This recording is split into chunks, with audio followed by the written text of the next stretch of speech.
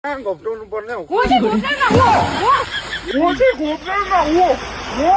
तँलाई एकछिन मोटर हट्यो भने तँलाई ज्यानै पुग्छ पानी भन्नु पनि सक्दैन यसले त खोजेको ओए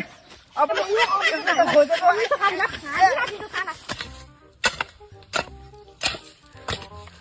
होइन यो मान्छे कहाँ चाहिँ गयो अझैसम्म पनि आउँदैन त अहिले होइन म लिनु पठाएको अझैसम्म पनि आउँदैन गयो होला नि कहाँतिर झोल घिच्नु अनि त्यसलाई हाउस मात्रै त अन्त जानेको छ साला कोही चाहिँ मरि मरि साला त्यसलाई चाहिँ रमाइलो छ बाँच्नु परे जिन्दगीमा